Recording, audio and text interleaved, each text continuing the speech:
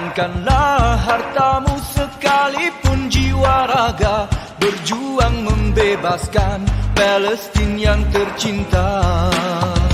Wahai para pejuang, marilah ke hadapan, kerahkanlah tenagamu dan juga fikiran. Korbankanlah hartamu sekalipun jiwa raga, berjuang membebaskan Palestin yang tercinta.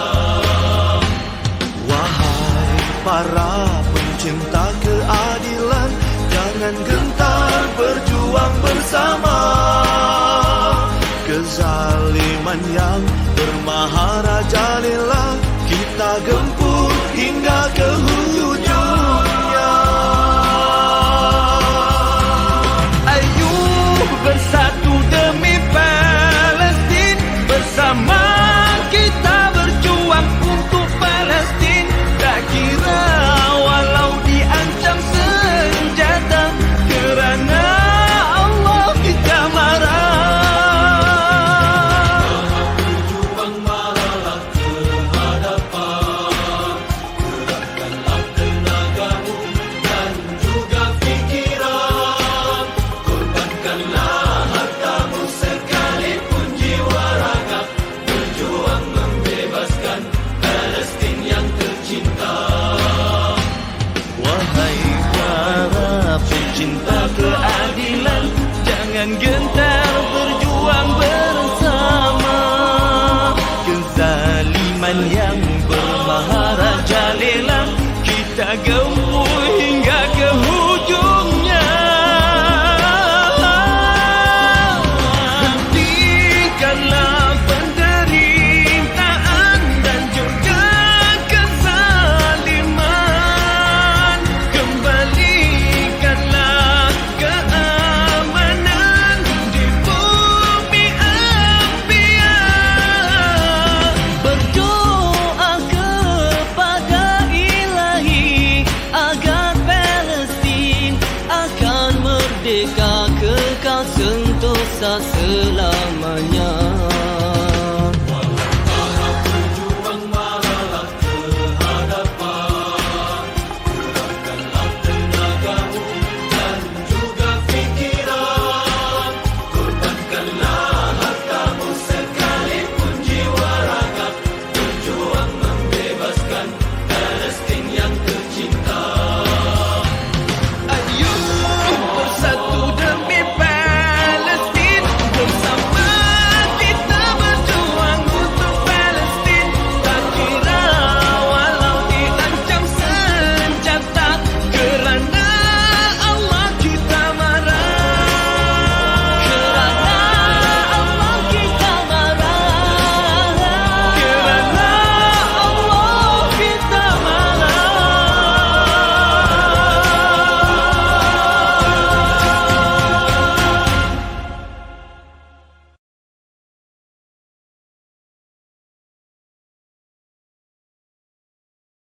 Brother, hey sister, I'll never give up on you. Hey Mrs., hey mister, I'll see this all the way through. No matter how far the sun and the moon, I'll never give up on you.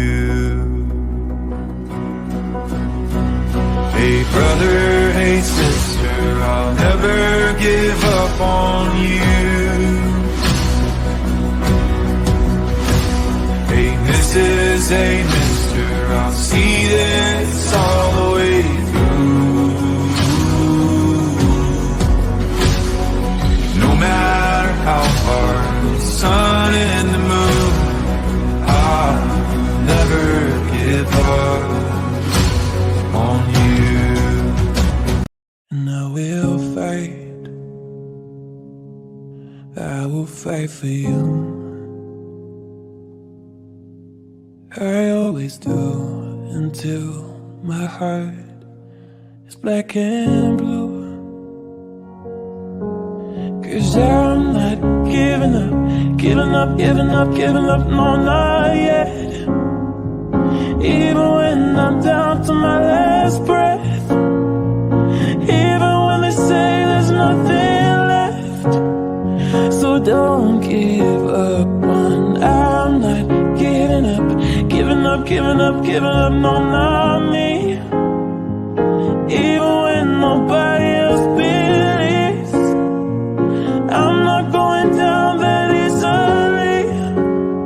So don't give up on me. And I will fight for you. I always do, until my heart is black and blue.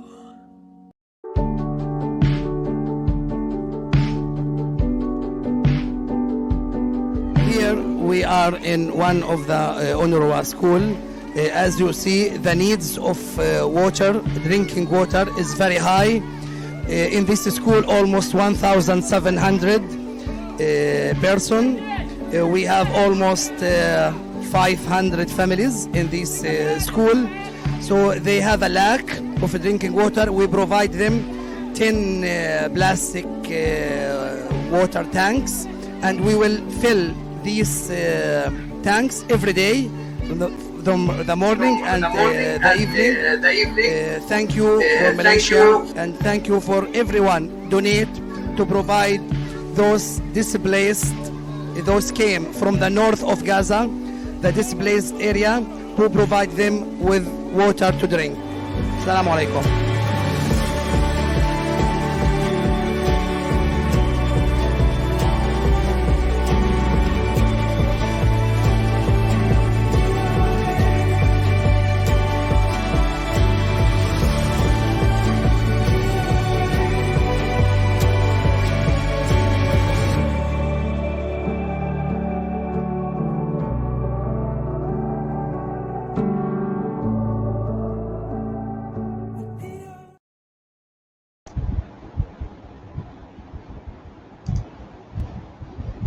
Baik, Assalamualaikum warahmatullahi wabarakatuh, dan selamat malam saya ucapkan kepada semua yang sedang menonton di YouTube Aqsa Sharif, di Facebook Aqsa Sharif 2.0 dan Facebook Palestine Center of Excellence. Selamat datang, saya ucapkan sekali lagi webinar yang kita anjurkan pada malam ini, dan sebelum ini.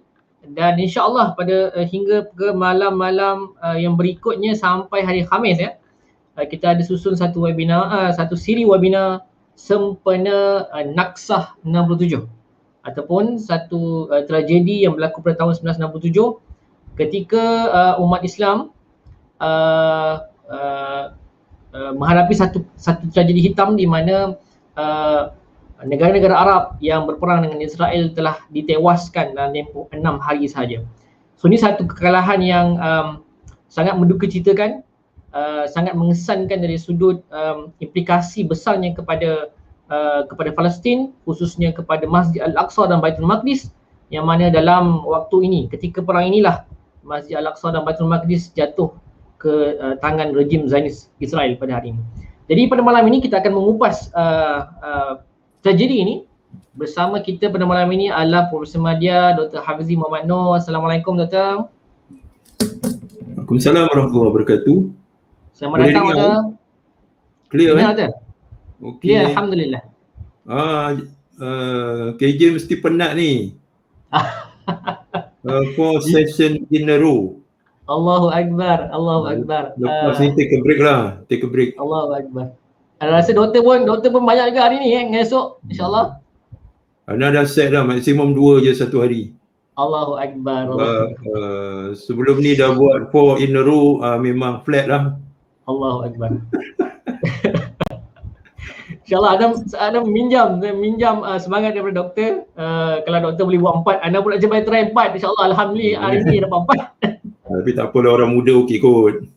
Allahu Akbar, insyaAllah. Baik, pada malam ini kita datangkan Dr. Hafizi khas untuk mengupas tragedi ini, tragedi pada tahun 1967 yang disebut sebagai Naksah Dan saya jemput semua-semua kita yang sedang menonton untuk terus share link yang live kita pada malam ini agar lebih ramai dapat manfaat. Dan pastinya ini kita ingin dapat lebih maklum tentang apa yang berlaku. Dan ini sangat mengesankan sebab peristiwa ini hari ini kita menerima implikasinya pada hari ini bila kita melihat Masjid Al-Aqsa diceroboh, diperlakukan dengan biadab oleh rejim Zionis. Dan kita hari ini disebabkan perkara ini berterusan kita macam tak boleh nak buat apa-apa kan. Padahal sebenarnya kita perlu belajar daripada peristiwa yang berlaku ini. Dan insyaAllah Dr. Hafizi akan bentangkan kepada kita apa yang berlaku sebenarnya dan bagaimana insyaAllah kita boleh mengambil pengajaran daripada apa yang berlaku. InsyaAllah Doktor, tanpa membuang masa saya jemput terus Doktor untuk bentangkan kepada kita malam ini tentang Naksah 1967. Assalamualaikum warahmatullahi wabarakatuh. Terima kasih kepada Ahli KJ dan oleh kerana malam ni sesi ni agak intens maksudnya saya akan menyampaikan satu naratif dengan fakta-fakta ni secara kronologi dan hujah-hujahnya. Minta para pendengar kalau boleh buat catatan sikitlah buat nota supaya terbentuk satu timeline latar belakang peristiwa sampailah selepas perang 6 hari ini. Walaupun sesi ini dirakam tapi seelok-eloknya buat nota lah. Mungkin boleh dikongsikan dalam kesempatan-kesempatan yang lain. Baik, Brother KJ, saya nak bawa perhatian semua kepada apa yang berlaku pada tahun 1952 ini latar belakang dia. 1952 ini adalah berlaku satu bloodless coup ataupun satu rampasan kuasa tak berdarah di mana General Muhammad Najib dengan dibantu oleh dua high ranking officer iaitu Gamal Abdul Nasir dan Anwar Sadat telah menggulingkan King Farouk Mesir 1952 dan kononnya tak puas hati dengan King Farouk akibat daripada kekalahan ataupun peristiwa Nakbah yang mana berdirinya negara Israel pada tahun 1948. Sebenarnya Gamal Abdul Nasir ni yang kemudian harinya menjadi presiden juga terlibat dalam peperangan dengan Yahudi Zionis pada tahun 1948 dan dia tercedera dalam satu pertempuran di Fallujah, Mesir, di mana dia mengalami kecederaan di dada. Jadi dia sangat tak puas hati dengan prestasi King Farouk yang dirasakan tidak tegas dan tidak berkarisma, cukup berkarisma untuk berhadapan dengan Nakbah pada waktu itu. Jadi Gamal Abdul Nasir kemudiannya telah menggulingkan pula General Najib pada tahun 1954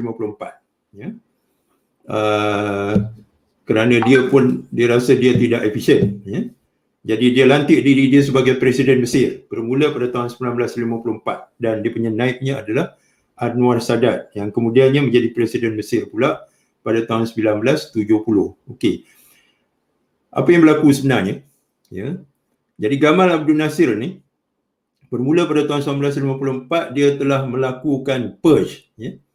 Purge ni adalah satu tindakan menghapuskan aktivis-aktivis Ikhwanul Muslimin, memenjarakan mereka, bahkan menjatuhkan hukuman mati. Kalau kita menelusuri sejarah Ikhwan, ada seorang tokoh Abdul Qadir Audah, iaitu seorang peguam yang sangat terkenal. Dia telah dijatuhkan hukuman mati pada tahun 1954. Dan disebabkan oleh ini Ikhwanul Muslimin menghadapi satu fasa yang sangat kita panggil sangat kritikal di dalam sejarahnya. Ramai daripada pendukung-pendukung Ikhwan ketika itu keluar daripada Mesir, ya, dan berlindung di negara-negara Teluk, di Kuwait, di Jordan, ya, bahkan di luar, maksudnya di negara-negara barat, ya, di United Kingdom khususnya dan juga di US. Ya. Dan saya ceritakan perkara ni sebab dia ada kesan kepada perkembangan yang berlaku di Gaza selepasnya, ya, dan mempengaruhi beberapa orang tokoh yang terkenal, antaranya adalah Sheikh Ahmad Yassin, ya, dan terlibat secara langsung dengan penubuhan Hamas pada tahun 1987. Tapi saya nak reserve kisah ini ataupun naratif ini dalam daurah yang lain, ya, yang akan diadakan bersama dengan dengan Ikram Sarawak insya-Allah dan juga Ikram Kedah, ya, yang mana tarikhnya saya akan umumkan sebab ianya memerlukan suatu kupasan yang agak detail. So kita tumpukan kepada peranan Mesir, ya, itu sedikit latar belakang saya nak kongsikan supaya semua para pendengar can bear in mind bahawa Ikhwanul Muslimin, ya, yang ditekan pada hari ini mempunyai peranan yang cukup besar dalam perjuangan pembebasan Palestin pada hari ini. Itu dia punya orang kata teaser lah, ya, supaya semua yang berkesempatan nanti boleh mengikuti daurah yang khusus tentang ini. Jadi pada tahun 1956, ya, setelah Gamal Abdul Nasir mengambil pemerintahan dan menjadi presiden, melantik dirinya sebagai presiden Mesir pada waktu itu. Pada tahun 1956 dia telah mengambil satu tindakan yang drastis, ya, iaitu nationalization, ya, memilik negarakan Suez Canal ataupun terusan Suez. Ya. Sebab Suez Canal ini telah diisytiharkan sebagai laluan antarabangsa, ya, tetapi dia telah memilik negarakan Suez Canal dan ini menimbulkan ketegangan, ya, terutama daripada negara-negara barat khususnya British dan Perancis dan Amerika kemudian, ya. Tapi dua negara ini memang sangat terkesan, ya, dengan tindakan Gamal Abdul Nasir untuk menjadikan terusan Suez ini sebagai milik negara Mesir. Berarti dia akan menentukan laluan dan menghalang trafik, maksudnya siapa yang boleh lalu, siapa yang tak boleh lalu. Dan ini adalah satu tindakan Gamal Abdul Nasir untuk menjadi champion kepada the Arab cause. Dia nak menjadi pemimpin kepada seluruh negara Arab. Setelah berlakunya peristiwa Nakbah dan berdirinya negara haram Israel pada tahun 1948. Dan tindakan dia ini telah menyebabkan terbentuknya satu kuasa yang disebut sebagai tripartite. Tripartite ini maksudnya tiga negara, iaitu Britain, France dan Israel, ya, telah mengambil langkah-langkah untuk kita panggil untuk membatalkan ataupun menghalang Mesir daripada memilih negarakan terusan Suez. Jadi pada tahun 1956 itu, sekitar 29 September, Israel telah menghantar paratroopers dia, ya, iaitu askar payung terjunnya sampai ke Suez. Ya. Suez ini adalah sebuah bandar yang berdekatan dengan terusan Suez dan juga Laut Merah. Dan British dengan Perancis telah mengambil tindakan membedil, ya, kedudukan tentera Mesir, ya. Dan peperangan berlaku sehinggalah sekitar 5 Oktober, ya, yang mana dalam tempoh 6 ataupun 7 hari ini United Nations kemudiannya telah mengisytiharkan gencatan senjata, ya. Jadi tindakan Gamal Abdul Nasir ini telah menimbulkan suatu ketegangan, tetapi hasrat dia ataupun agenda dia adalah untuk mengenengahkan diri dia ataupun portray himself as the leader of the Arab world, ya. Ini perkembangan pada tahun 1956. Para pendengar boleh membaca dengan lebih lanjut lagi peperangan yang berlaku di terusan Suez pada tahun 1956, ya. Dan ini menimbulkan suatu keadaan di mana Gamal Abdul Nasir mengambil langkah seterusnya, ya. Dan sekitar tahun 1957, United Nations, ya, telah meletakkan satu pasukan pengaman yang disebut sebagai UNEF, UNEF, United Nations Emergency Force, UNEF, macam pasukan pengaman daripada Malaysia yang dihantar ke Bosnia sebelum ini, ya. Jadi pasukan pengaman bangsa-bangsa bersatu ni tujuan dia adalah untuk mengendurkan ketegangan yang berlaku di antara Israel dan Mesir. Dan pasukan pengaman ini telah diletakkan di Sharm el-Sheikh. Okay, Sharm el-Sheikh ni kalau kita lihat dalam peta, dia berada di hujung Semenanjung Sinai, ya. Semenanjung Sinai, dan juga mengawal Teluk Aqaba. Ya, kalau kita tengok, tak tahu saya nak tunjukkan peta ni, nampak ke tak? Peta ni mungkin tak berapa jelas. Tak berapa jelas. Okey. Itu nampak Semenanjung Sinai tu. Okey. Dan di sebelah timurnya Teluk Aqaba, kalau di sebelah baratnya adalah Laut Merah. Saya lakarkan sedikit.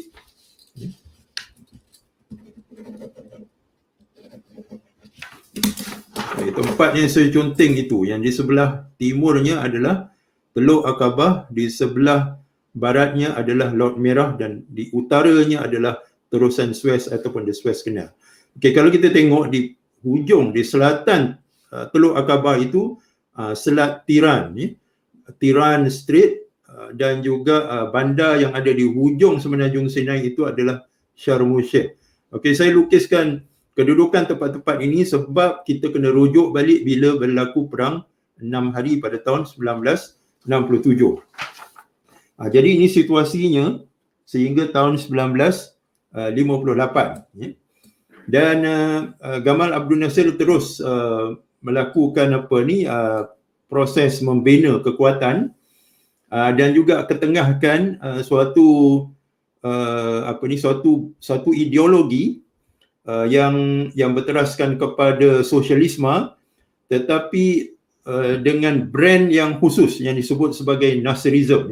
Jadi nasionalisme Arab yang berorientasikan kepada sosialisme yang khusus membawa bentuk apa disebutkan sebagai Nasserism ataupun ideologi Nasserism. Dan dia mula membina hubungan dengan Soviet, sebab Israel ketika itu mempunyai pakatan dengan negara-negara barat, khususnya British, Perancis, dan kemudiannya sudah tentu Amerika Syarikat. Jadi untuk mengimbangi Israel dari sudut military power, dan juga sebagai mengimbang kuasa ketenteraan Israel. Jadi Mesir telah membina satu hubungan dengan Soviet Union. Soviet Union mula membekalkan peralatan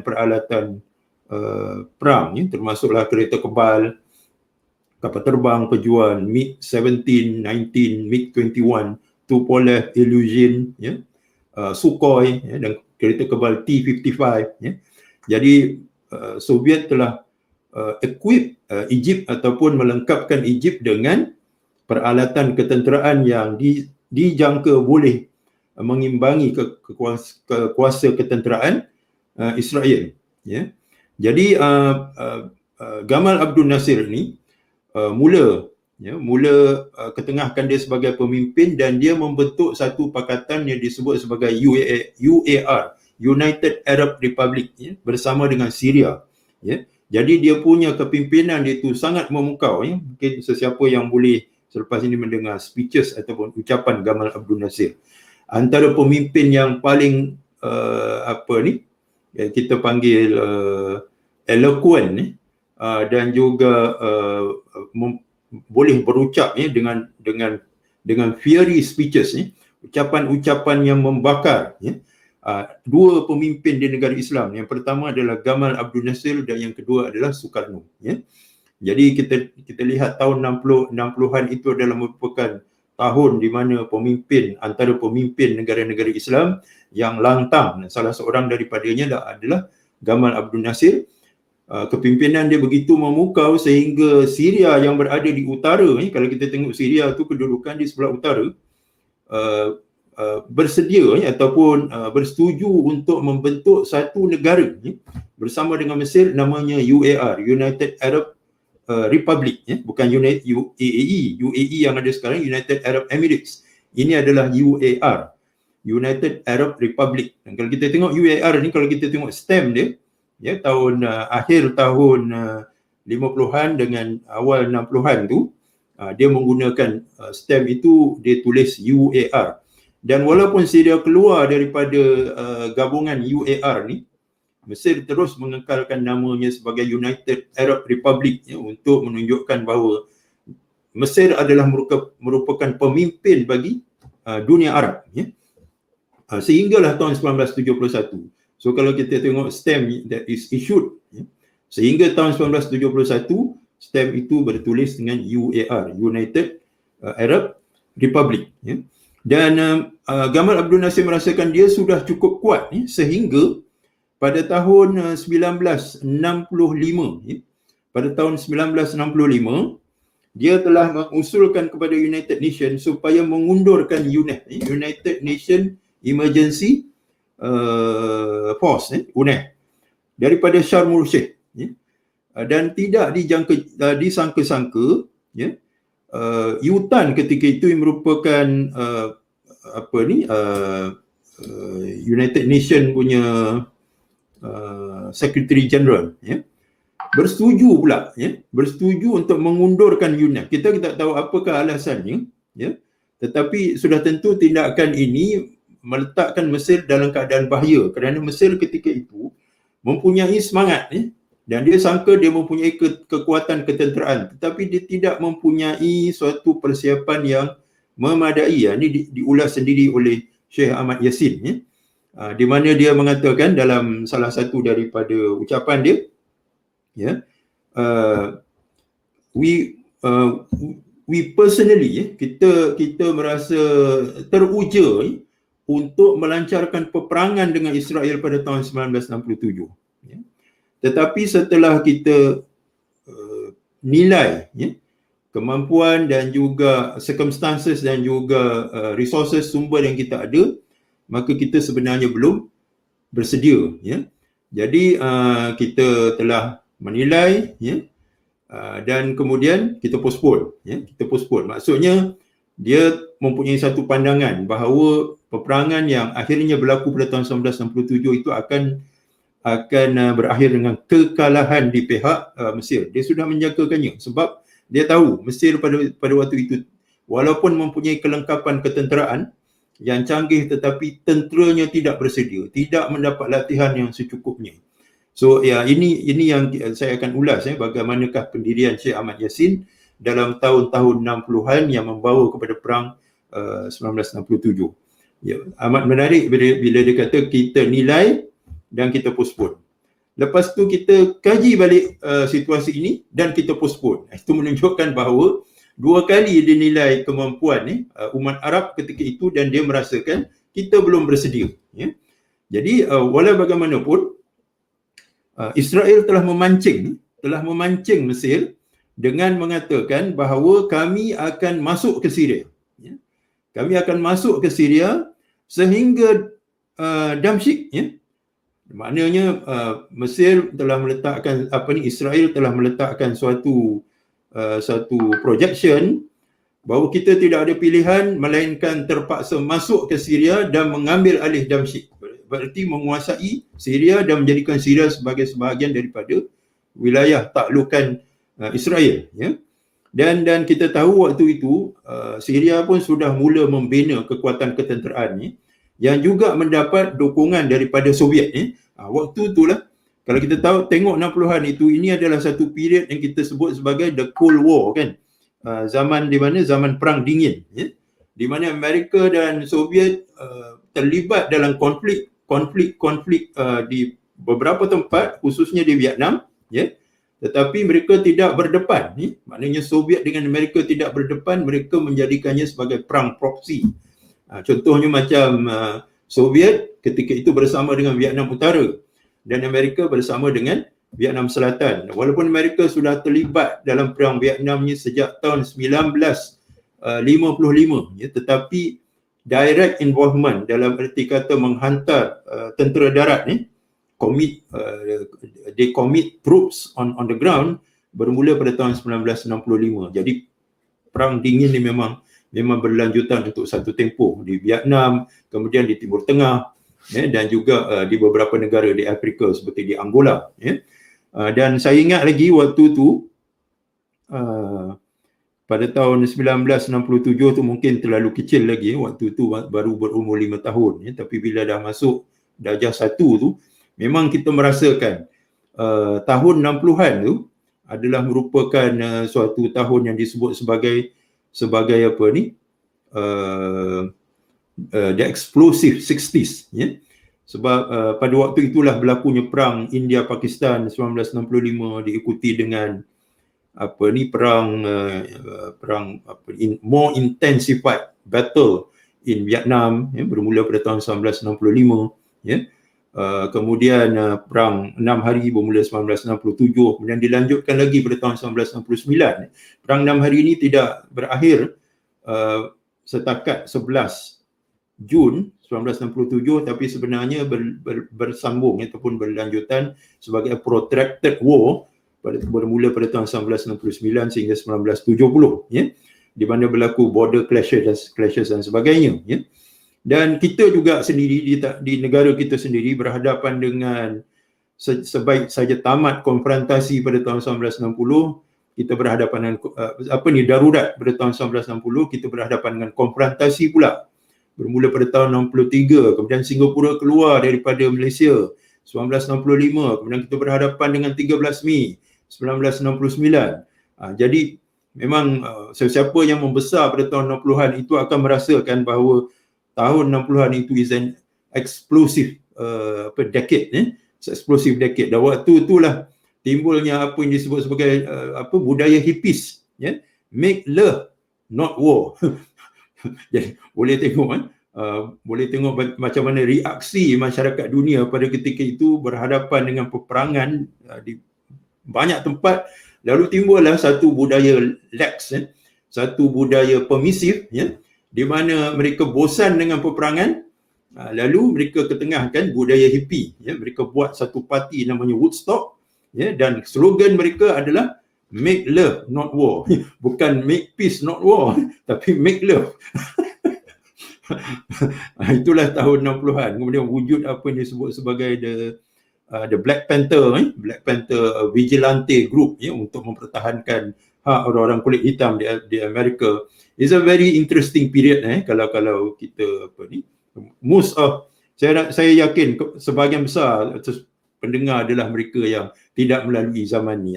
Anda semula mungkin lahir tahun 80-an dan 90-an. Brother KJ sendiri 90-an kan? 80-an ada. 80-an. Okey. Okey, anyway. Jadi apabila Israel memancing Mesir, ya, dengan mengatakan bahawa kita akan nakluk Syria, ya, sebab walaupun waktu itu Syria sudah keluar daripada gabungan UAR ni, ingat ni UAR ni satu negara tu, yang dipisahkan oleh maknanya Palestin pada waktu itu kan. Syria di utara, Mesir di selatan. Namun hubungan itu masih kuat, ya? Dan ini merupakan satu provokasi kepada Mesir lah, ya. Dan oleh kerana itu maka Mesir telah menggesa supaya UNEF keluar daripada Sharm el-Sheikh sebab we can handle di Israel. Itu dia punya spiritnya, nak menunjukkan bahawa Mesir ini memang merupakan the leader of the Arab world. Dan waktu itu memang orang merasakan bahawa Mesir memang memiliki kemampuan itu. Kemudian diapi-apikan pula dengan semangat patriotism, dan cuba antum Google, ada seorang penyanyi yang terkenal namanya Ummu Kalthum, ya. Ummu Kalthum ni dia adalah seorang yang dibesarkan, ayah dia adalah seorang imam dan dia mempunyai dia hafal Quran, dia boleh baca Quran dengan baik, ya, suara yang baik, ya, nada yang bagus. Akhirnya dia menjadi seorang penyanyi, ya. Dan dia menyanyi tu, dia boleh menyanyi berterusan selama 2 jam. Ya. So orang Mesir akan mendengar ucapan-ucapan Gamal Abdul Nasir berselang-seli dengan nyanyian Ummu Kalsum pada waktu itu. Dan dia dikatakan boleh menghasilkan 1,400 getaran suara. Ya, tak tahulah macam mana kan, tapi menyebabkan orang-orang Mesir yang mendengar nyanyian dia akan terpukau, ya, sebab dia akan menggunakan nada yang berbeza, ya. Nada yang berbeza bersesuaian dengan audiens yang dia hiburkan, ya. Jadi saya ceritakan latar belakang ni maknanya we are ready to take on Israel lah waktu tu. Cumanya Mesir ketika itu was caught off guard. Ni apa bahasa Melayunya? Berarti kerja caught off guard. Maksudnya mereka ini terperangkap, ya. Terperangkap mungkin dengan rhetorics, ya, ucapan-ucapan yang berapi-rapi. Kita akan hapuskan Israel. Kita akan hapuskan Israel sehingga basah bumi dengan darah, macam tu. Contohlah, ya, ucapan-ucapan yang boleh menyebabkan orang-orang Mesir hilang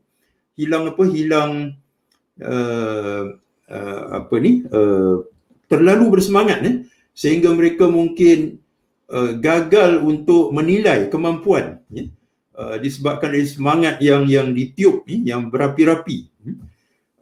Jadi pada 5 Jun, ya, pada tahun 1967 tu, ya, maka Israel telah melancarkan serangan mengejut.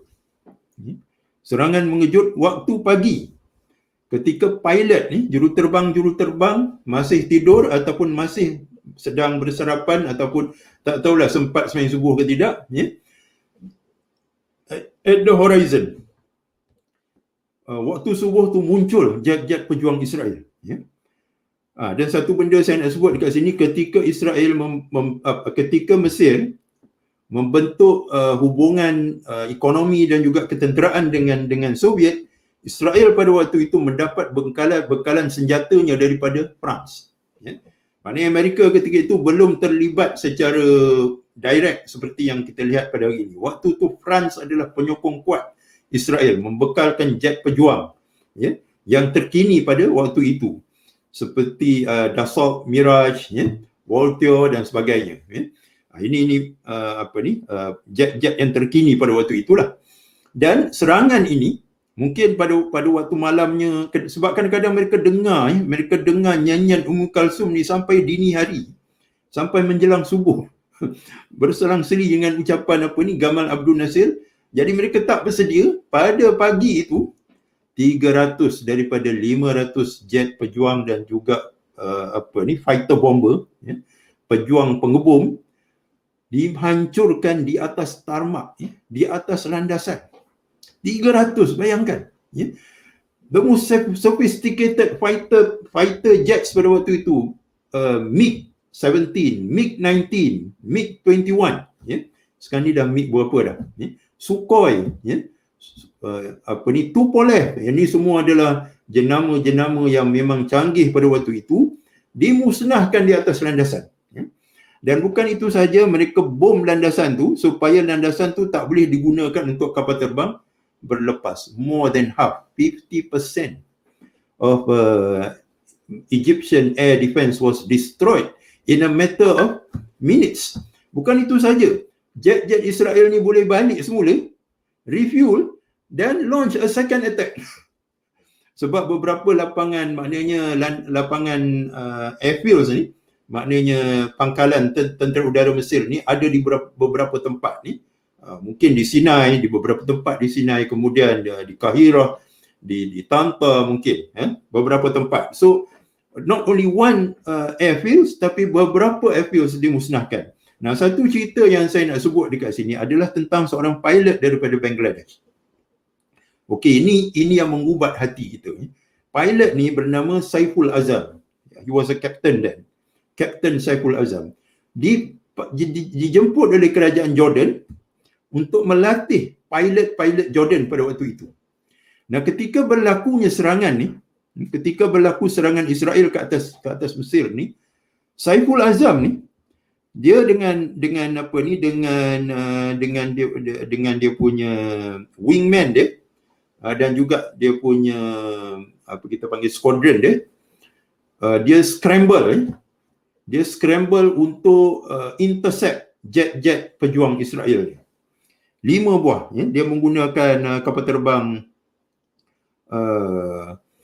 Hawker, apa nama dia, Hawker, tak ingatlah, tapi waktu tu it's a fighter bomber lah ya. It's a fighter bomber British made ya. Dan dia telah berjaya menembak 2 kapal terbang Israel ya. 2 kapal terbang Israel, dia dengan wingman dia. And then after that, selepas dia berjaya intercept jet pejuang Israel ni, dia scramble pula ke Iraq. Kerana waktu itu Israel juga sudah isu warning akan melancarkan serangan ke atas Iraq, dan memang mereka selepas attacking Egypt ya, mereka melancarkan serangan ke Iraq, dan Saiful Azam ni dengan skuadron dia sempat untuk scramble ke Iraq. Daripada Jordan dia pergi ke Iraq, and then dia intercept the Israeli jet on Iraqi airspace dan berjaya menembak 2 buah jet Israel sekali lagi.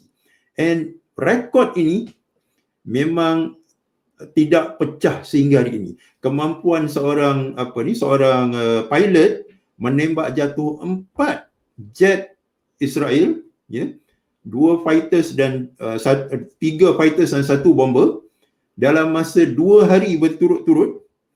Dan Saiful Azam ini dianugerahkan sebagai Eagle satu anugerah Amerika. Dia akan menganugerahkan apa kita panggil this award ni, dia disebut sebagai Eagle ni.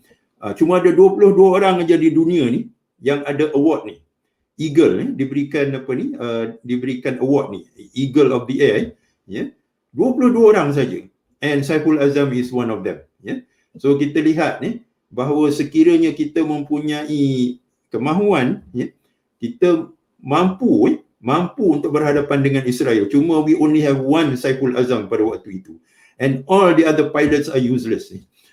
500 fighters and bombers were destroyed on the tarmac. Yeah? Okay.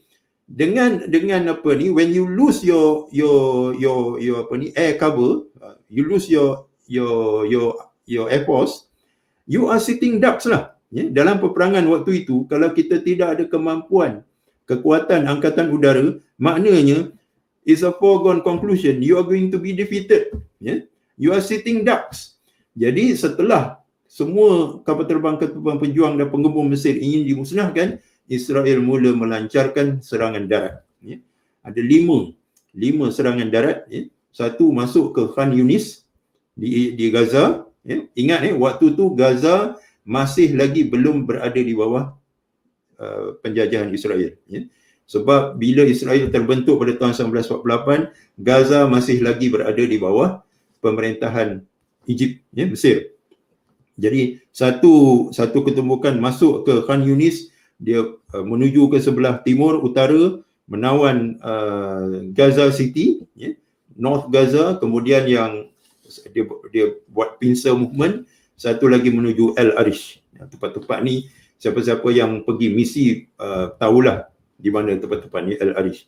Kemudian satu lagi Abu Ajila, satu serangan dilancarkan di Abu Ajila. Abu Ajila ni adalah satu fortress di mana tentera Mesir bertahan dekat situ dalam paretan trenches dan berlaku hand to hand fighting pada waktu itu ya. Tapi akhirnya kubu Abu Ajila ini dapat ditawan oleh Israel. Ingat ni, semua ini berlaku pada 5 dan 6 Jun ya.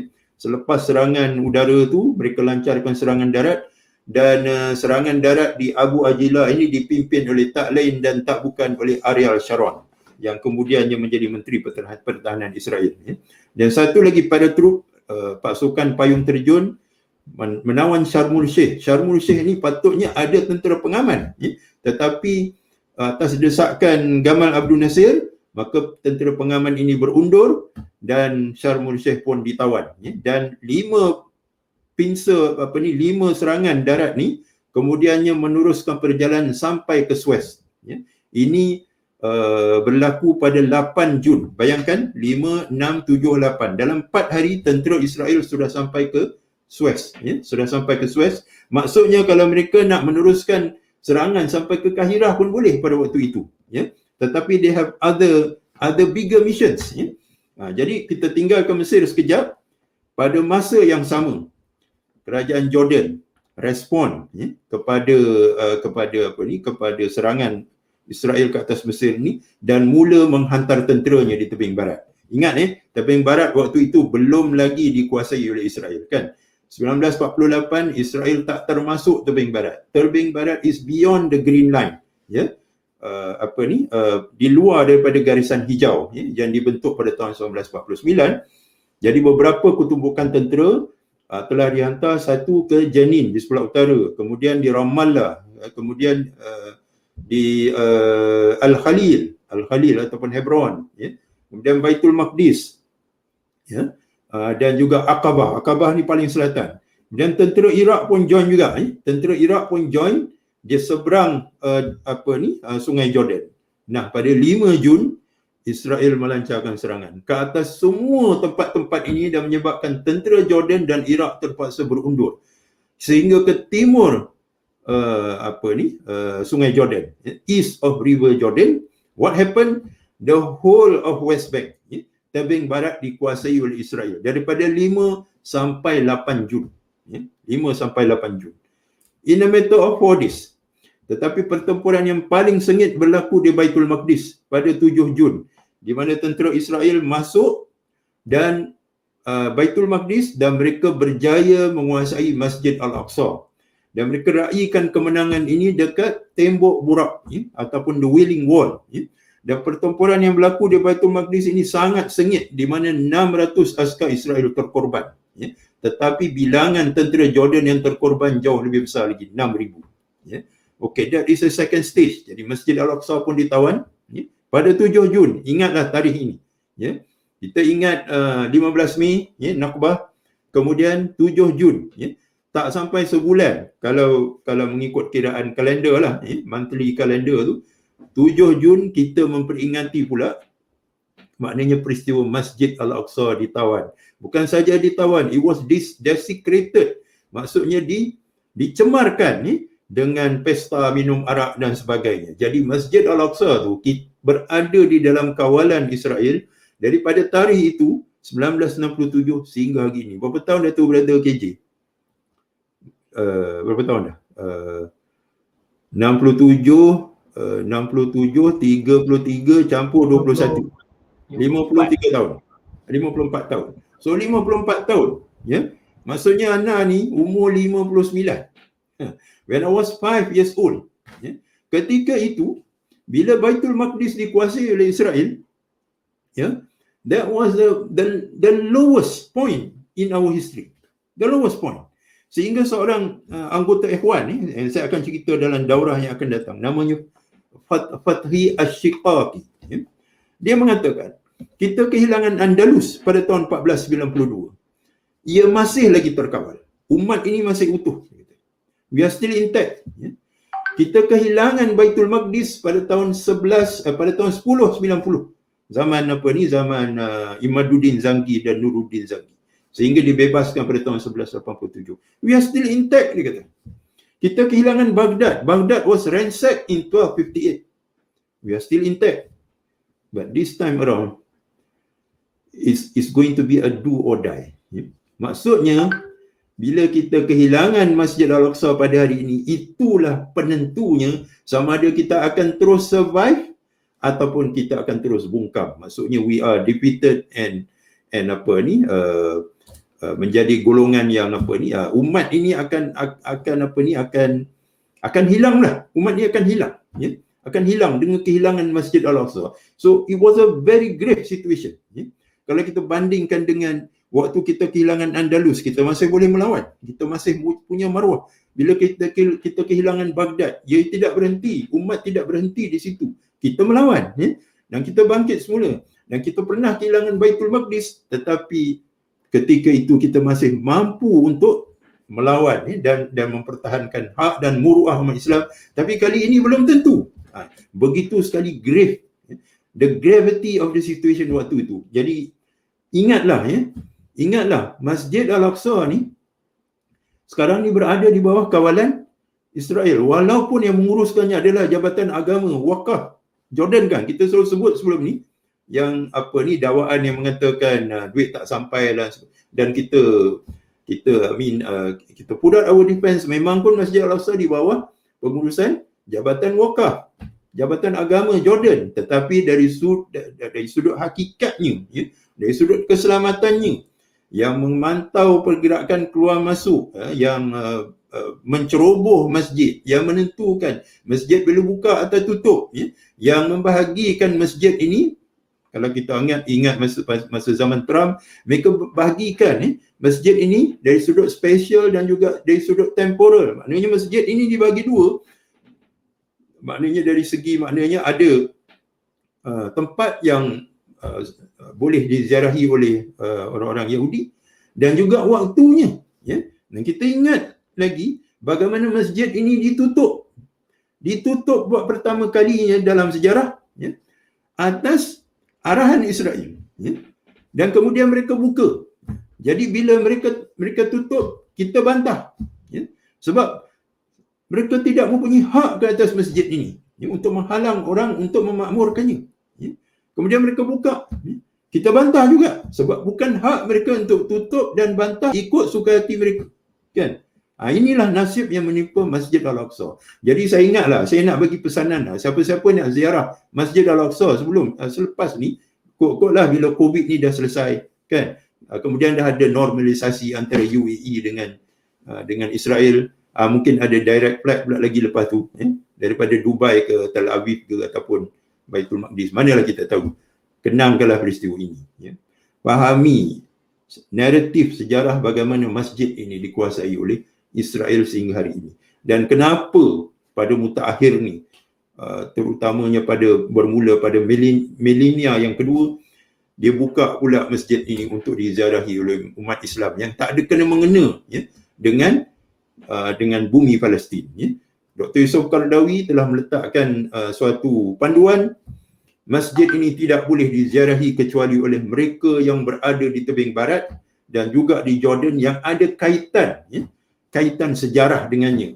Adapun orang-orang lain belum tiba masanya, sebab tumpuan kita, resources kita, pemikiran kita seharusnya ditumpukan untuk membebaskan masjid ini, bukan untuk menziarahinya dalam keadaan diraikan pula oleh musuh-musuh kita. Ingat, sebab itu sejarah cukup penting, menghayati sejarah, naratifnya cukup penting. Saya berhenti setakat Baitul Maqdis ni. Serangan seterusnya dilancarkan ke Bukit Golan pula, bermula daripada 8 sehingga 10. Serangan ke atas Bukit Golan ini yang dipertahankan dengan meriam, dengan kereta kebal, akhirnya dapat dikuasai oleh Israel pada 10 Jun. Dan bayangkan, pada 10 Jun bangsa-bangsa bersatu telah menguatkuasakan satu gencatan senjata. Jadi kita lihat ketika itu bangsa-bangsa bersatu memang memihak kepada Israel. Tak seperti sekarang ni, walaupun instrumen United Nations itu diwujudkan untuk kepentingan Amerika, untuk kepentingan Israel, namun disebabkan oleh public opinion, pandangan antarabangsa, kemudian kita lihat the civil society, rakyat di setiap negara-negara anggota is more empowered. Mereka memahami perjuangan ini tidak seperti pada tahun 1960-an, 70-an dan 80-an. Jadi United Nations sekarang ni can be a tool. Kalau dulunya is being memang manipulated to serve Israeli interest, American interest, pada hari ini United Nations is empowered enough to drag Israel to ICC, criminal court, International Criminal Court, ICJ, International Court of Justice yang mana ada beberapa landmark victories, termasuklah ICJ telah mengisytiharkan separation wall ataupun apatite wall yang memisahkan tebing barat dengan apa ni, dengan Israel. Itu adalah haram, telah menjatuhkan keputusan ianya adalah haram dan wajib diruntuhkan. Of course Israel tak akan comply, tapi sekurang-kurangnya beberapa keputusan termasuklah pengundian di peringkat General Assembly 140 negara menyokong penubuhan sebuah negara Palestin yang berdaulat, menyokong, maksudnya if it is mooted, kalaulah usul ini dikemukakan, 140 negara bersedia untuk mengiktirafnya. So Israel doesn't have his way anymore like he used to be, like she used to have. Amerika juga kadang-kadang berhadapan dengan Security Council, ada 15 negara anggota, dia salah satu negara, 14 negara kadang-kadang menyokong sesuatu resolusi, tetapi Amerika voted the other way. Jadi kita lihat United Nations is more empowered at least to challenge some of the resolution and juga to challenge America dalam banyak resolusi yang dibantah ataupun diveto oleh Amerika. So dengan gencatan senjata pada 10 Jun, pada 11 Jun berakhirlah perang 6 hari. So it was an international conspiracy. Bagi saya it's an international conspiracy sebab Mesir dan Syria sebenarnya telah dipermainkan oleh Soviet, walaupun Soviet membekalkan peralatan dan kelengkapan ketenteraan yang canggih pada waktu itu, tetapi ianya sekadar untuk arm sale, untuk jualan senjata dan juga untuk menguji persenjataan dia dengan kemampuan tentera Israel yang menggunakan peralatan peperangan ataupun kelengkapan tentera daripada Perancis waktu itu. So semua ideologi ni, ideologi Arab nationalism, kemudian Nasirism, spell disaster pada Arab world. Kita lihat perang 1967 ini adalah suatu bencana yang disebut sebagai an-naqsah ataupun setback, kekalahan besar. Dan sebenarnya perang 67 ini juga telah melahirkan Nakbah kedua.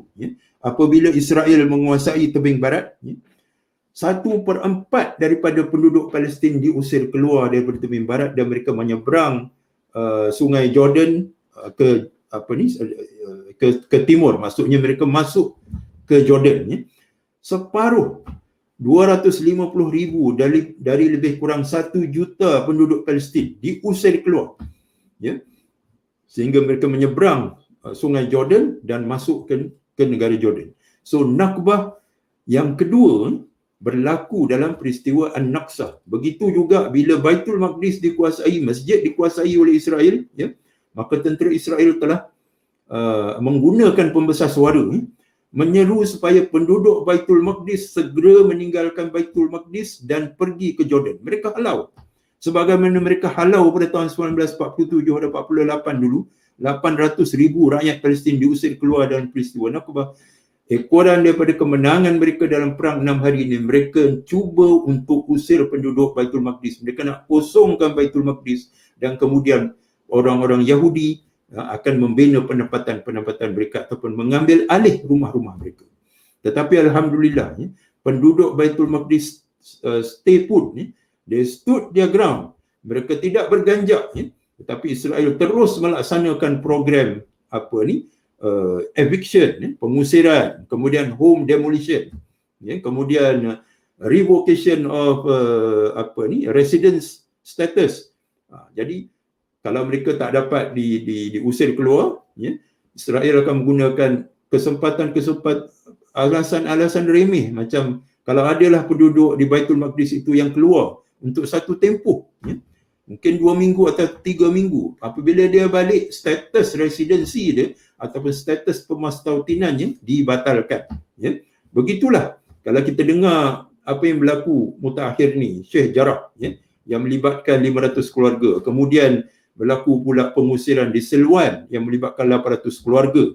Sebenarnya proses pengusiran, merobohkan rumah ni, home demolition, land acquisition, ini terus berlaku dan semakin rancak selepas perang 6 hari pada tahun 67, dan hasil daripada ini, tindakan-tindakan biadab yang dilakukan oleh Israel ini telah berjaya mengyahudikan 50% daripada Baitul Maqdis, dan mereka terus dengan projek untuk Judaization ini.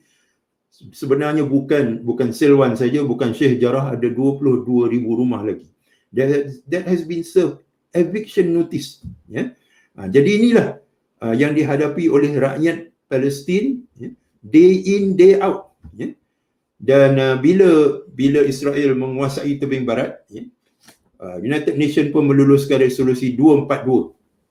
242 ini adalah Israel perlu kembali ke garisan hijau, keluar daripada tebing barat, keluar dari Baitul Maqdis Timur, dan kembali kepada status 1949 sebagaimana yang diputuskan dalam Rhodes Armistice ataupun perjanjian damai Armistice di Rhodes, New York pada tahun 1949. Dan of course Israel tidak pernah comply, sehingga hari ini United Nations masih lagi mengiktiraf tebing barat dan Baitul Maqdis Timur sebagai the occupied territories. Yang menariknya, US menolak istilah occupied territories-nya. Dia tidak terima istilah occupied territories-nya, sebaliknya melabel tebing barat ni sebagai disputed territory. Maknanya wilayah yang dipertikaikan. Dalam erti kata yang lain, both sides, sama ada Israel ataupun Palestin, mempunyai hak ke atas tebing barat dan juga Baitul Maqdis Timur. Jadi kita lihat ni, mereka menggunakan istilah-istilah, mereka membuat penjenamaan untuk menjustifikasikan tindakan-tindakan biadab dan pencerobohan Israel. Bahkan mereka sama sekali tidak akan mengembalikan tebing barat, apatah lagi Baitul Maqdis Timur yang mereka telah satukan dengan Baitul Maqdis Barat yang mereka kuasai pada tahun 1948 dan disebut sebagai the United and the Eternal Capital of Israel. Dan berkaitan dengan tebing barat pula, mereka dah kata dah, Samaria, Judea and Samaria. Samaria di sebelah utara, Judea di sebelah selatan, is part of Israel. There is no Judea and Samaria without Jerusalem, and there is no Jerusalem without the temple. Dan kita lihat pada penghujung era Trump bagaimana Netanyahu mengisytiharkan annexation of the river Jordan Valley, lembah Jordan, kemudian the deal of the century, dan maknanya itulah perkembangan dan yang berlaku sehingga hari ini. Dan last kali saya nak sebut tentang Gaza, Gaza menjadi sebahagian daripada Israel pada tahun 1967, dan keadaan ini sebenarnya memberikan kelebihan. Ini saya akan ulas dalam program yang susulan tentang bagaimana Hamas terbentuk akhirnya. Tapi saya sebut di sini sebagai teaser, bila Gaza dikuasai, tebing barat dikuasai, maka ianya merupakan a blessing in disguise. Blessing in disguise. Dalam erti kata, penduduk Palestin yang berada di Gaza dan yang berada di tebing barat boleh travel throughout Palestine, the whole of historic Palestine. Kalau sebelumnya, mereka yang berada di Gaza tidak dapat berhubungan dengan rakyat Palestin yang berada di tebing barat kerana dipisahkan oleh Israel, apatah lagi menziarahi saudara-saudara mereka yang berada di historic Palestine of 1948 ataupun negara haram Israel. Contohnya Sheikh Ahmad Yassin. Sheikh Ahmad Yassin ni kampung dia Al-Jurah, dekat dengan Askalan. Dan kita tahu Askalan ini berada di selatan Israel ataupun tepat di utara Gaza. Jadi apabila diusir pada tahun 1948, tempat di mana dia berlindung bersama dengan ibu dan adik-beradik dia, ya, ayah dia sudah meninggal ketika dia berusia 3 tahun. It was only a stone throw. Maksudnya tempat yang dia diam sebagai refugees tu dekat Gaza Utara tu sebenarnya tidak jauh dari kampung dia Al-Jurah, iaitu Askalan. Dengan jatuhnya Gaza, ya, maka sempadan antara Israel dengan Mesir adalah di Rafah, ya, tidak lagi di Askalan. Dan dia boleh menziarahi keluarga dia, bahkan itu memberikan suatu kelebihan kepada aktivis-aktivis F1 pada waktu itu untuk travel the whole length and breadth of Palestine, dan mereka mula menyusun langkah-langkah bagaimana untuk menghadapi Israel, dan ianya menjadi kenyataan pada tahun 1987 dalam peristiwa Intifadah. Apa yang terjadi dalam tempoh ini daripada tahun 1967 sampai tahun 1987 itu saya akan ulas dalam kesempatan yang telah disusun pada minggu hadapan, insya-Allah. Jadi cukuplah maksudnya dengan peristiwa 6 hari ini kita mengalami beberapa setback sebab Naksah tu sendiri bermaksud setback, satu kekalahan besar. Kita kehilangan Masjid Al-Aqsa, kemudian Israel menambah wilayahnya iaitu tebing barat, yang ini merupakan satu kemenangan yang cukup besar sebab mereka melihatnya sebagai kejayaan menguasai semula Judea dan Samaria, the historical Israeli land during King Solomon's and David, itu menurut kepercayaan mereka. So it was a big victory. Jadi penubuhan negara Israel itu belum lagi mencapai agenda negara Israel yang asal, sebab mereka belum lagi menguasai Baitul Maqdis Timur, belum lagi menguasai Temple Mount, iaitu Masjid Al-Aqsa yang mana mereka dakwa mereka nak runtuhkan, nak bina temple, dan mereka belum lagi menguasai tebing barat yang mereka sebut sebagai Judea dan Samaria yang waktu itu terpenuhi pada tahun 1967. Dan apabila mereka menguasai Sinai, orang-orang Israel in jubilation, dengan kegembiraan mengatakan apa yang mereka dream of, apa yang mereka impikan sejak daripada zaman Theodor Herzl. Kalau kita tengok bendera Israel tu, the Star of David tu, diapit oleh 2 garis biru. Garis biru yang pertama adalah Sungai Nil, dan garis biru yang satu lagi adalah Furat ataupun Euphrates dekat Iraq. Jadi inilah daerah yang mereka impikan, yang disebut sebagai Eretz Israel ataupun Israel Raya.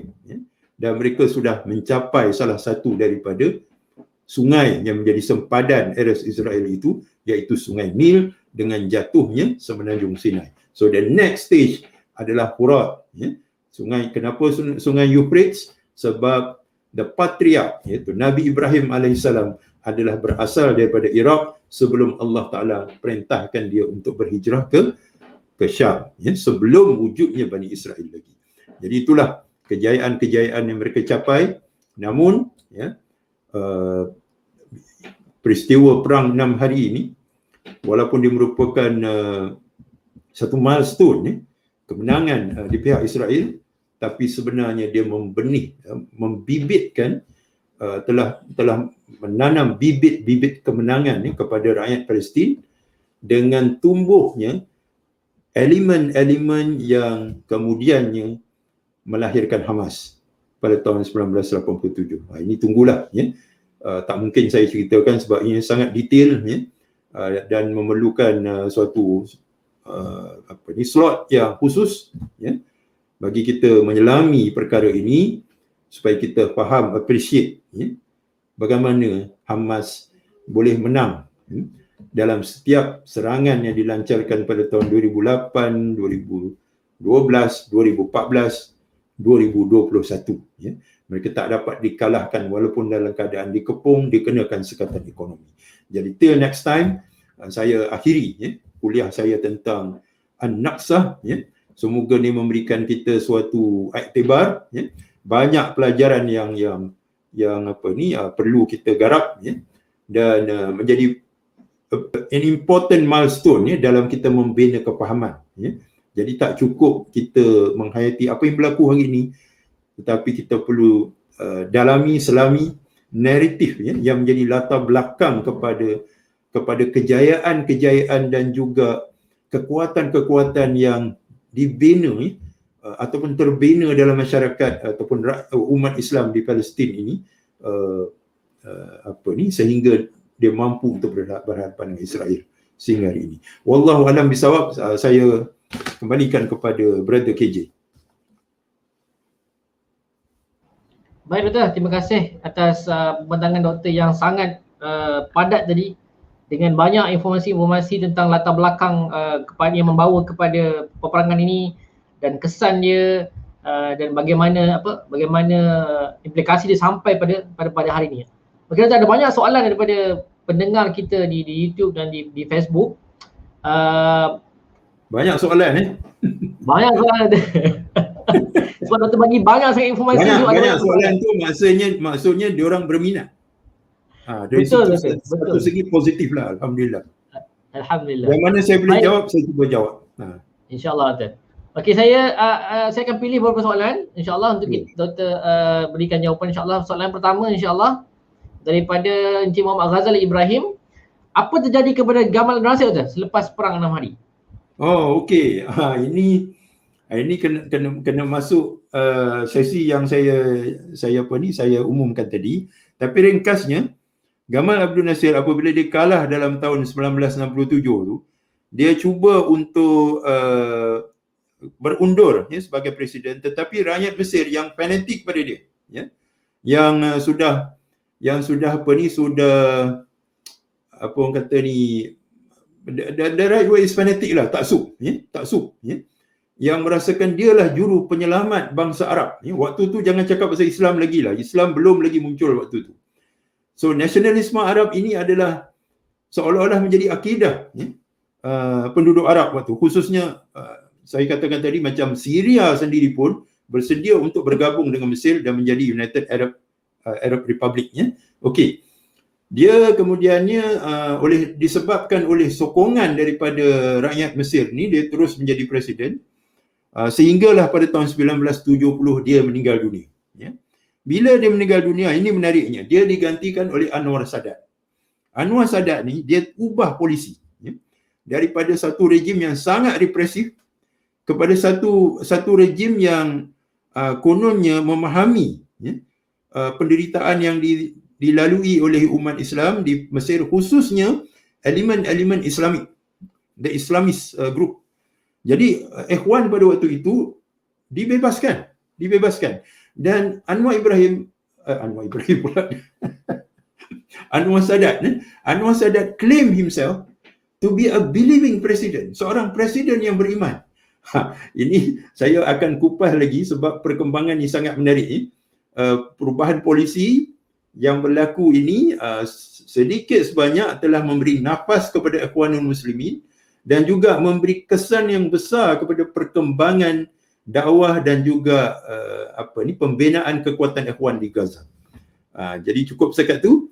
Jadi Anwar pula, maknanya Gamal Abdul Nasir dia meninggal pada tahun 1970.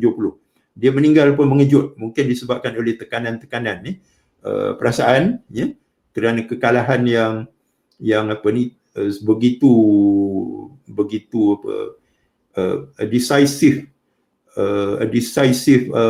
loss, satu kekalahan yang sangat nyata dan memalukan. Itu mungkin memberikan tekanan yang cukup besar kepada jiwa dia. Wallahu alam. Baik Doktor. Kita pergi pada soalan yang kedua Doktor. Daripada Tuan Samsudi Abdullah. Salam Dr. Hafizi, apa respon negara Islam lain apabila Baitul Maqdis ditawan oleh Israel pada tahun 67? Dan kalau boleh Dr. kongsikan juga apa Malaysia punya pandangan juga ketika itu. Baik, okey. Yang paling terkesan ketika itu adalah Al-Malik Faisal. Al-Malik Faisal. Di mana setelah jatuhnya Baitul Maqdis dalam khutbah Jumaat ni, dia sendiri berkhutbah dan dia mengatakan, ya Allah, sekiranya aku tidak dapat membebaskan Baitul Maqdis, ambillah nyawaku. Kita akan cerita tentang Al-Malik Faisal ini dalam naratif selanjutnya apabila berlakunya perang Ramadan pada tahun 1973. Jadi naratif ni sambung menyambung. Adapun negara-negara Arab yang lain, bukan saja Mesir, bukan saja Syria dan Jordan yang terlibat, ataupun Iraq, dari segi membekalkan ketumbukan tentera, tapi negara-negara Arab yang lain yang termasuklah negara-negara Teluk, kemudian Morocco, mana lagi negara Arab waktu tu, semuanya membekalkan Qatar semua tu. Masa tu the Gulf States pun belum, GCC ni belum terbentuk lagi Brother KJ kan. GCC ni belum terbentuk lagi. Dia merupakan independent states. Macam Qatar, macam Sharjah kan. Itu semua GCC ni came later Tapi semua negara-negara Arab ini, Yaman memberikan bantuan materi at least kewangan dan juga materi. So all of them were devastated. Okey, kalau kita lihat di manakah Liga Arab Liga Arab ditubuhkan pada tahun bukan PLO PLO ni ditubuhkan oleh Liga Arab pada tahun 1964. Jadi Liga Arab ni, PLO ni pada waktu itu mereka macam kehilangan inisiatif lah dan itulah yang menyebabkan PLO, yang mana dalam charternya ialah untuk menghapuskan Israel. Yasser Arafat ketika itu merasakan dia berada pada kedudukan yang sangat lemah, sebab sebelumnya yang menjadi juru penyelamat bangsa Arab adalah Gamal Abdul Nasir. Bila Gamal Abdul Nasir dikalahkan dengan cara yang sangat memalukan, PLO ni seolah-olah being deserted lah. Dia macam isolated, deserted, dan pada saat itulah dia mula nak ketengahkan narrative as a peace maker, sebagai pihak yang cuba untuk berdamai, walaupun charter itu ataupun undang-undang tubuh PLO ni dipinda pada tahun 1988. Tapi bibit-bibit itu sudah mula timbul disebabkan oleh dia merasakan isolated dan tidak ada lagi negara Arab yang mampu untuk mempertahankan Palestin. Dengan kalahnya Mesir yang dianggap sebagai the strongest Arab nation pada waktu itu. Ingat kita belum bercakap lagi tentang pengaruh Islam, tentang pengaruh Ikhwanul Muslimin. Itu belum masuk lagi tu. Adapun Malaysia dan Indonesia. Malaysia ni memang saya ingat lagi kita punya allegiance ataupun kita punya sokongan kepada PLO ni sangat kuat.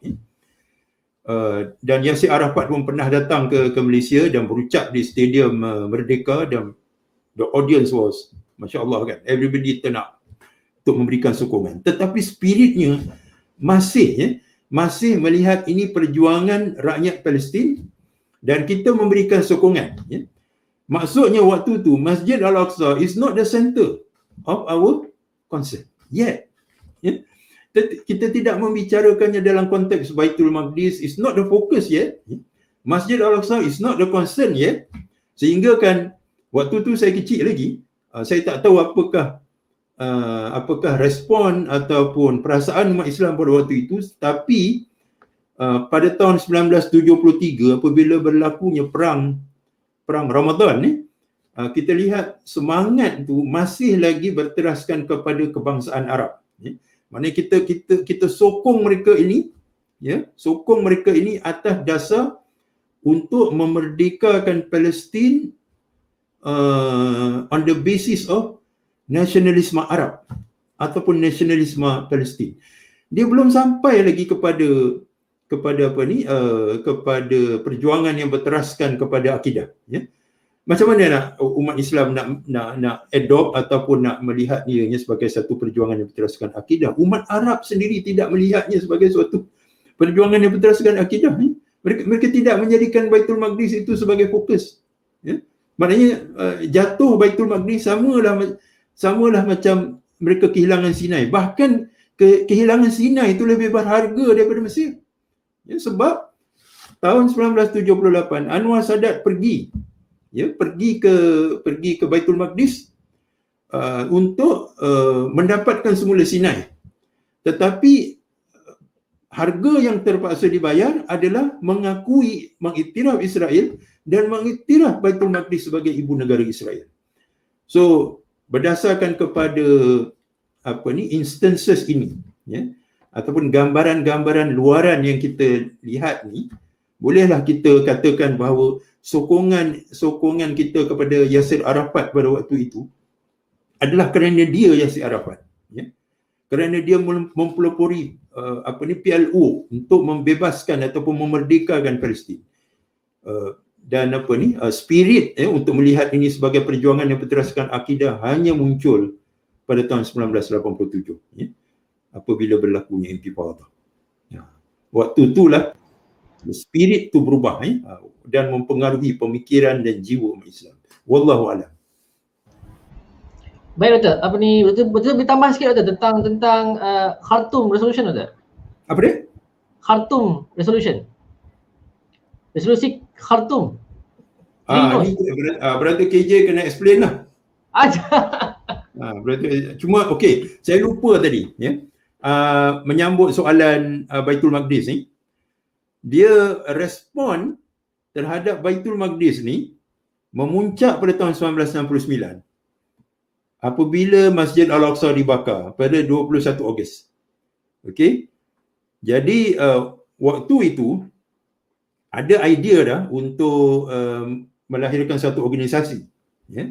Tapi dengan yang melibatkan seluruh dunia Islam, bukan saja negara-negara Arab, sebab negara-negara Arab ni sudah pun disusun di dalam Liga Arab, ya. Dan Liga Arab ni lah yang formalize PLO, ya.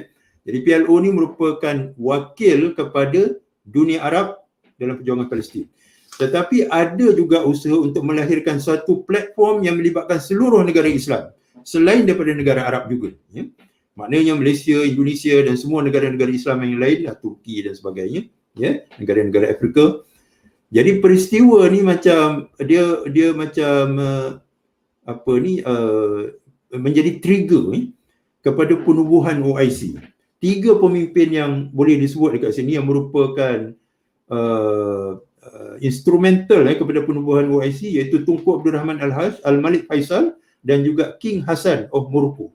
Jadi 3 pemimpin inilah yang mencetuskan idea supaya OIC ini merupakan satu platform untuk membela rakyat Palestin dan juga membebaskan Palestin, ya.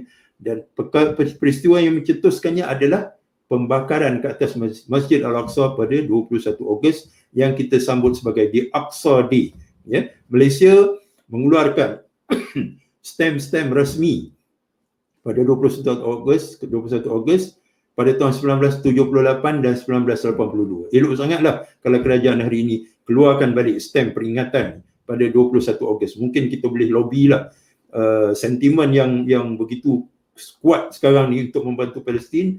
Mungkin kita boleh berjumpa dengan Pos Malaysia dan sarankan supaya stem Al-Aqsa ni dikeluarkan sekali lagi pada 21 Ogos akan datang, ya. Mungkin kita boleh usahakan itu, ya. Jadi masjid ini bila dibakar bila terbakar barulah timbul rasa semangat untuk membelanya, tetapi ianya masih tidak mampu, ya, untuk membangkitkan satu gelombang yang besar, ya. Tidak seperti apa yang berlaku pada tahun 1987. Lepas tu penting saya kena ulas peranan Ikhwanul Muslimin di Gaza sehinggalah lahirnya Hamas. Apa yang mereka buat sehingga rakyat Gaza khususnya is very empowered dan menjadikan Islam itu sebagai landasan perjuangan. Wallahu a'lam. Wallahu a'lam. Khartoum, deklarasi Khartoum. Tolonglah bagi input. Brother KJ. Allah Akbar. Khartoum is in Sudan, kan? Khartoum in Sudan. It's very important because kita tengok what happened to Sudan today. Yes. So initiative Sudan ni is important, kan? Betul. Sudan has a very long history of Islamic movement. But what happened? The Sudan now normalized with Israel. They lost South Sudan, kan? Isu Darfur lagi. So the country is in shambles. It used to be a very strong Islamic nation. So these are lessons that we should learn from history supaya kita tak take the same path as the Sudan. I mean, kapal terbang Israel melintas udara, kan? Kita boleh kata mendapat kebenaran daripada kerajaan. This is very sad. Kan? This is very sad. Sedangkan Netanyahu dulu nak pergi Indonesia pun, nak pergi mana? Australia. Dia terpaksa avoid Indonesian airspace, kan? You look at the route taken, kan? Is a short flight across to Australia. Dia kena buat diversion, kan? Detour, kan? Supaya dia avoid Borneo, and then even Irian Jaya, kemudian ke Australia. So kenapa kita tak ada political will like Indonesia has? Why? This is a question that demand an answer, kan?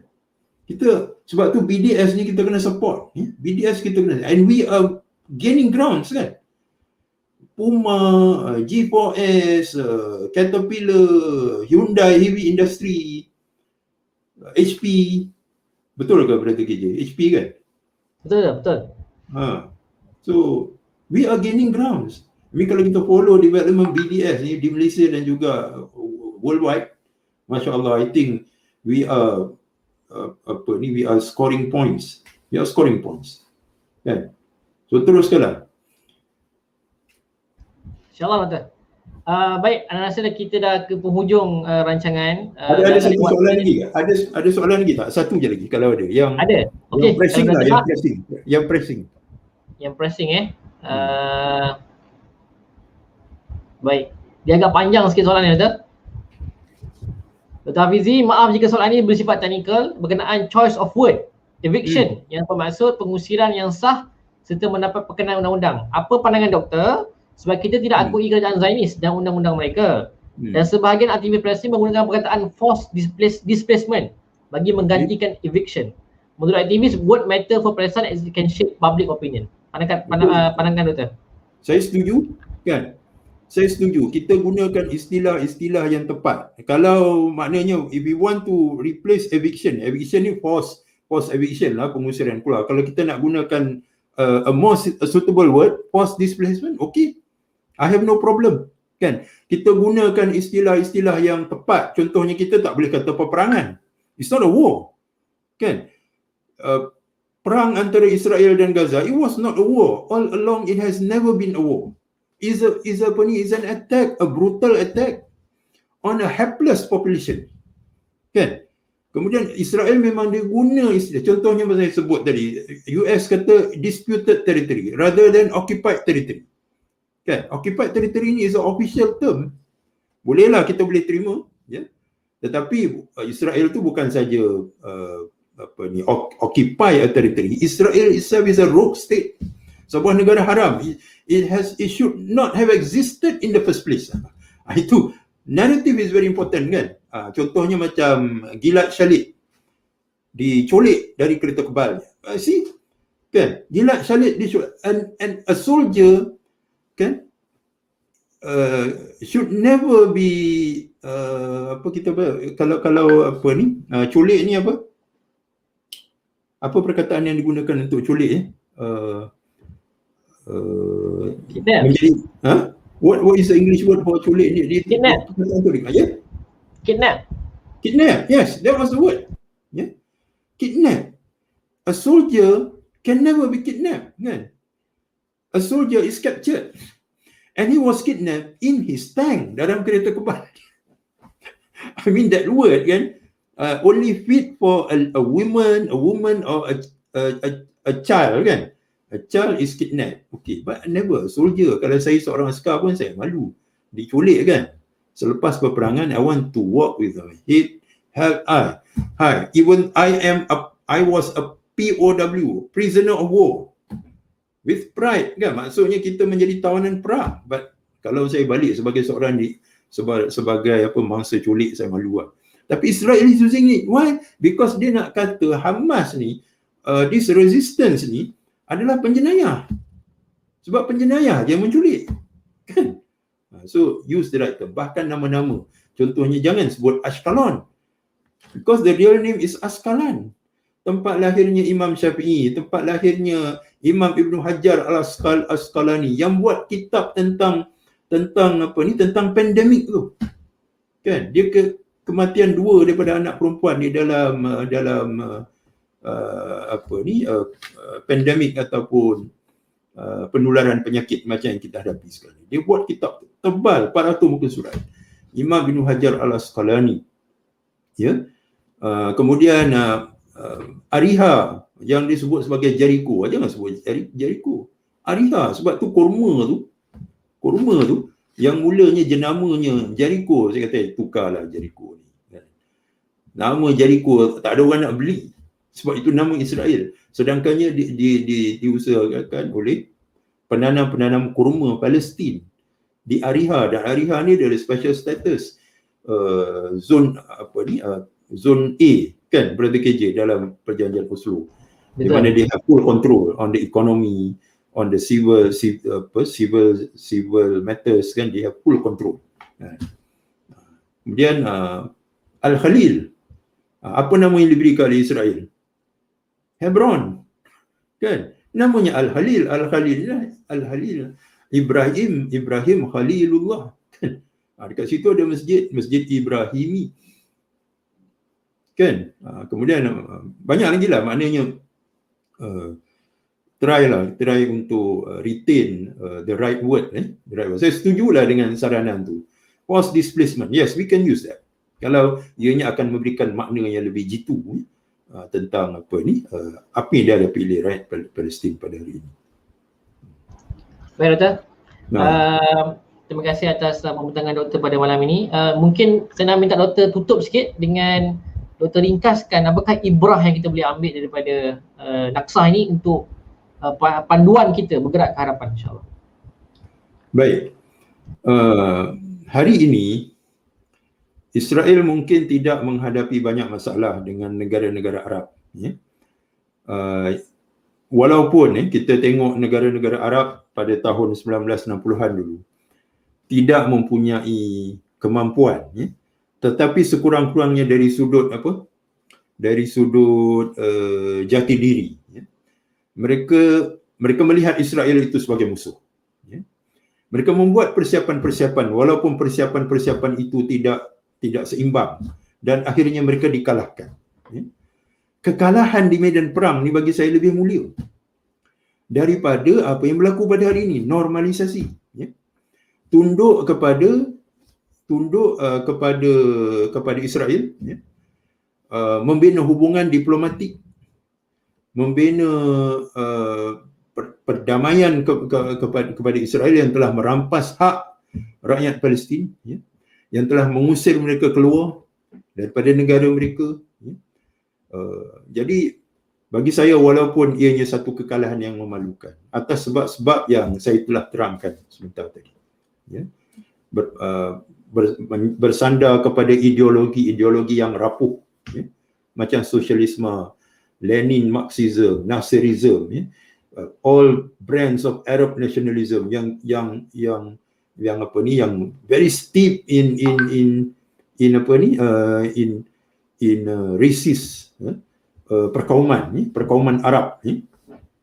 Tapi bagi saya kekalahan itu lebih bermaruah daripada tunduk, menekur, mengadakan hubungan damai, bahkan menggunakan istilah-istilah yang menipu, Abrahamic Accord lah, perjanjian Ibrahim. Kononnya ini adalah suatu tuntutan agama.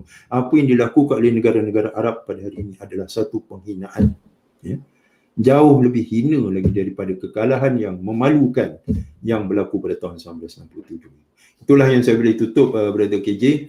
Mudah-mudahan kekalkan prinsip kita, ketegasan kita. Jangan kita bersikap serba salah, ataupun bahkan bersikap neutral sekalipun.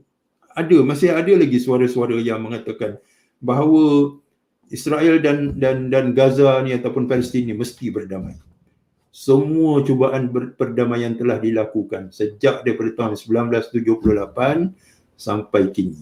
Tetapi perdamaian itu sebenarnya adalah suatu penipuan, ya, yang dengan penipuan ataupun the so-called perdamaian ini semakin banyak daerah ataupun kawasan ini yang dikuasai oleh Israel, semakin ramai rakyat Israel Palestin yang diusir keluar daripada rumah mereka, tanah-tanah mereka dirampas, ya. Semuanya adalah penipuan dan kita seharusnya telah cukup, ya, belajar daripada pengalaman yang sekian lama, ya, bahawa tidak ada jalan lain melainkan kita pertahankan dan juga menyokong perjuangan rakyat Palestin ini yang tidak ada kompromi sehinggalah kita mencapai kejayaan. 3 perkara saya nak cakap secara ringkas. Pertama, this is what we call the national constant, non-negotiable, tak boleh dirundingkan. Hak rakyat Palestin untuk pulang ke tanah air mereka, ya, the right of return. Nombor 2, Baitul Maqdis sebagai ibu negara Palestin, ya.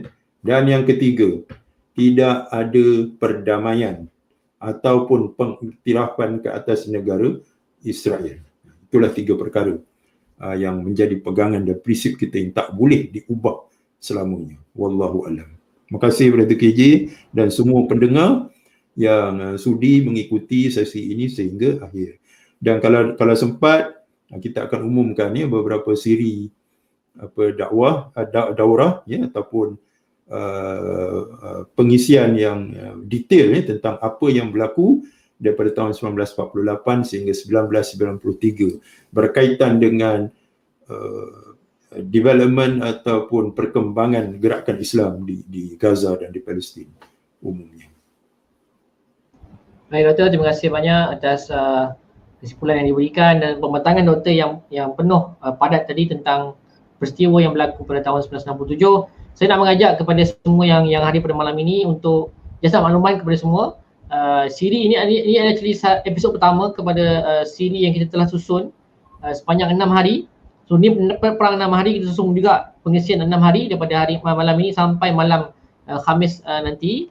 Ada 6 siri. Ini siri yang pertama. InsyaAllah dalam siri akan datang kita akan ada, esok malam kita ada agenda Zionis di Palestin oleh Dr. Tengku Syahrul. Kemudian hari Isnin kita ada ancaman Zionis ke atas Masjid Al-Aqsa oleh Dr. Sharif Abu Syamalah daripada Yayasan Al-Quds Malaysia. Kemudian hari Selasa kita ada tanggungjawab membebaskan Masjid Al-Aqsa oleh Ustaz Megat Aiman.